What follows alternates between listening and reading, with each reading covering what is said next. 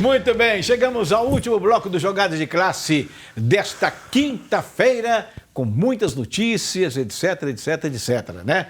Então, eu quero mostrar para vocês agora algumas faixas foram colocadas lá em frente, de frente, diante, como se você quiser, da sede urbana do Cruzeiro na rua Timbiras. Mas eu não concordei, já critiquei bastante nas minhas redes sociais, porque respeito, direito de manifestar, evidentemente que tem, mas com respeito, com falta de respeito, e para mim isso é falta de respeito. Pode fechar, fecha bastante, isso, tá aí, ó. A torcida do Cruzeiro exige eleições já fora da live, fora conselho gestor. Queremos um presidente, não esse bando de vagabundos que estão aí, aí roubando. Eu acho que já aí passou um pouco dos limites ou não? Não, perdeu um pouco o tom. Completamente. Não tem nem que... Perdeu o tom. Assim, a gente já sabe que há uma insatisfação do torcedor cruzeirense com o estatuto, com a forma como a política é levada dentro do Cruzeiro, com essa indefinição, se vai ter uma eleição agora ou não, se é um mandato tampão até o final do ano ou se já vai ser um mandato, né, aí com prosseguimento pelos próximos anos, que é o que o Cruzeiro precisa, alguém que entre e organize a casa, mas não é dessa forma que a gente vai conseguir alcançar o objetivo. A gente viu aí ao longo dos últimos meses, desde que o Cruzeiro caiu para a Série B, diversas manifestações e muitas delas muito bacanas, muito, né, respeitosas, e é assim que tem que seguir. Eu acho que existe uma pressão e ela deve ser feita em cima de quem está lá hoje nesse conselho gestor, dos candidatos à presidência, de quem pode chegar e de quem precisa sair de lá de dentro do Cruzeiro para que essa reconstrução de fato seja efetuada, seja continuada e seja bem feita, mas não é dessa forma. Exatamente. Agora, o Dalai também hoje soltou uma nota, né? Ele soltou uma nota falando sobre a questão de não poder antecipar as eleições. Por quê? Por causa desse problema, até mesmo do coronavírus, como é que vai antecipar essa eleição, como é que vai aglomerar o número de conselheiros lá na sede para poder fazer essa votação. Então, ele diz, praticamente resumindo, que ele seria irresponsável se convocasse a antecipação das eleições. Então, que ele vai ver para frente o que pode acontecer. Que, de repente, até o dia 21 de maio também pode estar comprometido e pode nem ter eleição no dia 21. Seria uma responsabilidade também com quem trabalha no clube, né? Porque como é que você vai fazer? Para fazer uma eleição, você precisa de muita gente envolvida. Não é só pela aglomeração das pessoas para ir lá e fazer a votação. Mas a gente sabe que a maioria das empresas estão adotando aí medidas, né?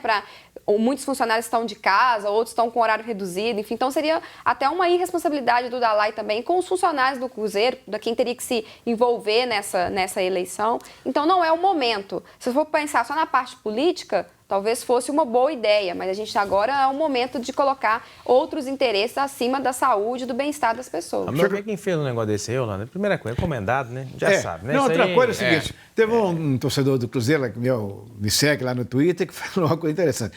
Este não é torcedor do Cruzeiro, porque se fosse torcedor do Cruzeiro, escreveria com letra azul.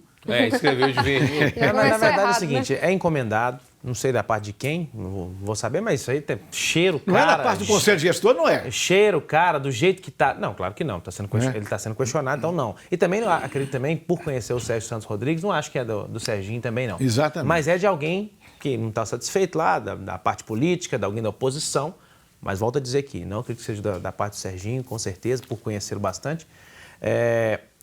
Mas é encomendado e a pessoa está fora do mundo, né, Orlando? Alienada, eu acho que escreveu, quem pediu nada. Não sabe nada, né? Porque se hoje está de pé, bem ou mal, eu sempre gosto de colocar o seguinte, administrativamente tem que se tirar o chapéu por conselho gestor. Mesmo que tenha passado dívida para o ano que vem. Por quê? Porque eles estão acreditando que o Cruzeiro vai voltar para a Série A e não tinha outra alternativa. Então eles tinham que viabilizar o clube nesses últimos 3 meses. E eles fizeram isso. Agora, tem erros o Conselho de Gestão? Claro que tem, como todos nós temos erros. Então, mas agora, estão desconectados e muito aí. Só completando, na própria entrevista que o Dalai deu essa semana, ele deixou isso bem claro, né? Ele falou, eu fui o elo para fazer com que a gestão antiga renunciasse, eu me coloquei à disposição para renunciar junto com ele, mas no momento eu precisei assumir isso aqui junto com as pessoas que aqui estão, e bem ou não, foi esse nosso trabalho que faz com que o Cruzeiro esteja ao menos de portas abertas atualmente. Então, eu acho que a pressão ela deve existir, mas tem que existir também, claro, sempre o bom senso. Porque o que eles estão fazendo é manter o Cruzeiro de pé até que essas próximas pessoas cheguem. Aí, quem vai chegar, se é o melhor ou se não é, se vai dar conta do trabalho ou se não é, é só o tempo que vai girar e as pessoas que vão votar para eleger esse novo presidente. Com certeza. O Raimundo Miranda, Juiz de Fora, JF, não perca um programa, vocês estão de parabéns. Muito obrigado, Raimundo, pela sua gentileza. Nós estamos no terceiro mês, março, né? Janeiro, fevereiro, março. 3 meses, 2 de futebol, tal. Já tem muito clube que trocou técnico, alguns até mais de uma vez. Vamos ver aqui na tela quais são os clubes que já trocaram técnico. Por exemplo, lá no Botafogo saiu Alberto Valentim, entrou Paulo Autuori, que deu uma declaração contra a CBF aí, levou uma pancada danada, né? É porque quem fala a verdade dói de vez em quando, né, Orlando? E a CBF normalmente responde com pancada, né? Porque não consegue aceitar as críticas. Lá no Ceará saiu o Agel Fux, entrou o Anderson Moreira, que já saiu. Que já saiu também. Entrou o Guto Ferreira. Está aqui atualizado. Anderson Moreira entrou o Guto Ferreira. Tem mais aí, gente? Então vamos, muda aí. Rafael Dudamel saiu, entrou o Jorge Sampaoli. Lá no Atlético Goianiense, que estava lá o Cristóvão Borges, saiu, entrou como interino. O João Paulo Santos não se contratou outro até hoje.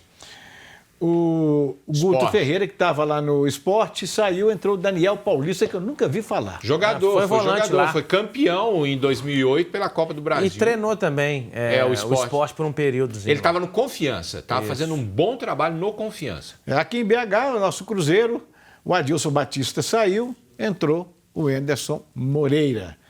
Tem mais?